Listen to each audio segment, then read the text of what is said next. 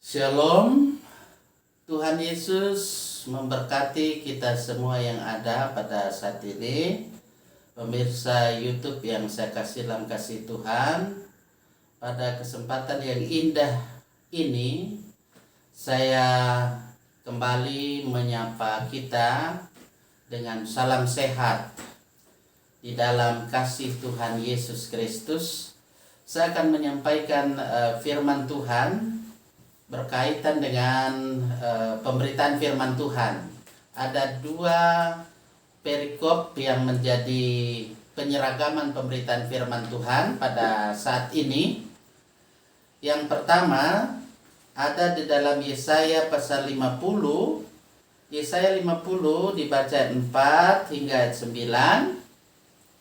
Kita beri batas Yesaya pasal 50 ayat 4 sampai 9, tanda batas kita beri terlebih dahulu. Kemudian Injil Markus pasal 8 ayat 27 hingga 38. Kita beri tanda pembatas di Alkitab kita. Mari kita terlebih dahulu kita memohon Roh Kudus menerangi hati dan pikiran kita. Ya Roh Kudus yang selalu membaharui dan mempersatukan kami untuk selalu hidup dalam kebenaran firman Tuhan. Pada kesempatan ini dalam penyeragaman pemberitaan firman Tuhan, kami bersama-sama akan membaca dan kami akan mendengar pemberitaan firman Tuhan dalam Yesaya pasal 50 ayat 4 sampai 9 dan Injil Markus pasal 8 ayat 27 hingga 38.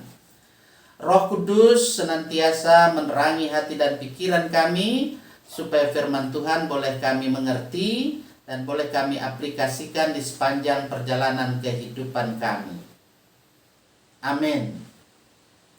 Saudara-saudara yang saya kasih Tuhan, mari kita arahkan perhatian kita pada bagian firman Tuhan yang menjadi penyeragaman pemberitaan firman Tuhan pada saat ini. Yesaya pasal 50 ayat 4 sampai 9. Mari kita arahkan terlebih dahulu pada perikop yang pertama, Yesaya 50 ayat 4 sampai 9. Mari kita perhatikan dan simak firman-Nya yang berkata, ketaatan hamba Tuhan. Tuhan Allah telah memberikan kepadaku lidah seorang murid, supaya dengan perkataan aku dapat memberi semangat baru kepada orang yang letih lesu. Setiap pagi ia mempertajam pendengaranku untuk mendengar seperti seorang murid.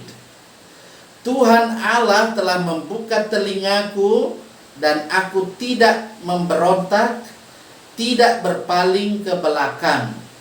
Aku memberi punggungku kepada orang-orang yang memukul aku, dan pipiku kepada orang-orang yang mencabut janggutku.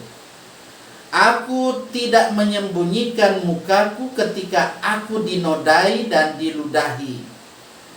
Tetapi Tuhan Allah menolong aku. Sebab itu aku tidak mendapat noda. Sebab itu aku meneguhkan hatiku seperti keteguhan gunung batu. Karena aku tahu bahwa aku tidak akan mendapat malu. Dia yang menyatakan aku benar telah dekat. Siapakah yang berani berbantah dengan aku? Marilah kita tampil bersama-sama. Siapakah lawanku berperkara? Biarlah ia mendekat kepadaku. Sesungguhnya Tuhan Allah menolong aku. Siapakah yang berani mengatakan aku bersalah? Sesungguhnya mereka semua akan memburuk seperti pakaian yang sudah usang, ngengat akan memakan mereka. Terpujilah Tuhan yang memberikan firman-Nya dalam perikop firman yang ada di kitab Yesaya pasal 50 ayat 4 hingga 9. Baiklah, mari kita arahkan sekali lagi di perikop yang kedua. Perhatian kita pada perikop yang kedua dalam Injil Markus pasal 8 ayat 27 hingga 38. Baik, saya akan membacakannya dan marilah kita bersama-sama mengarahkan seluruh perhatian kita pada firman Tuhan yang ada ini. Markus pasal 8 ayat 27 hingga ayat 38. Saya membacanya, firman Tuhan ini berkata, pemberitahuan pertama tentang penderitaan Yesus dan syarat-syarat mengikut Dia. Kemudian mulailah Yesus mengajarkan kepada mereka bahwa Anak Manusia harus menanggung banyak penderitaan dan ditolak oleh tua-tua, imam-imam kepala dan ahli-ahli Taurat, lalu dibunuh dan bangkit sesudah 3 hari. Hal ini dikatakannya dengan terus terang. Tetapi Petrus menarik Yesus ke samping dan menegur Dia.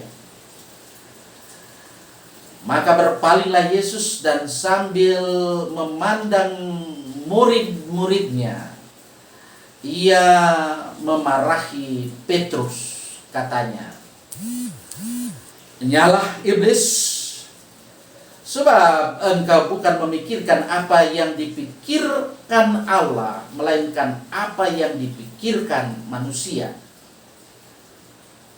Lalu Yesus memanggil orang banyak dan murid-muridnya dan berkata kepada mereka,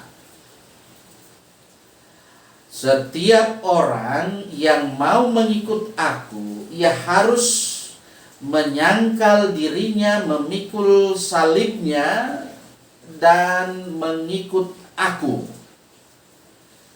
Karena barang siapa mau menyelamatkan nyawanya, ia akan kehilangan nyawanya. Tetapi barang siapa kehilangan nyawanya karena aku dan karena Injil, ia akan menyelamatkannya. Apa gunanya seorang memperoleh seluruh dunia tetapi ia kehilangan nyawanya? Karena apakah yang dapat diberikannya sebagai ganti nyawanya? Sebab barang siapa malu karena aku dan karena perkataanku di tengah-tengah angkatan yang tidak setia dan berdosa ini Anak Manusia pun akan malu karena orang itu apabila ia datang kelak dalam kemuliaan Bapanya diiringi malaikat-malaikat kudus. Demikianlah firman-Nya. Barang siapa yang bertelinga, hendaklah ia mendengar apa yang dikatakan Roh kepada jemaat. Terpujilah Kristus yang diurapi. Amin.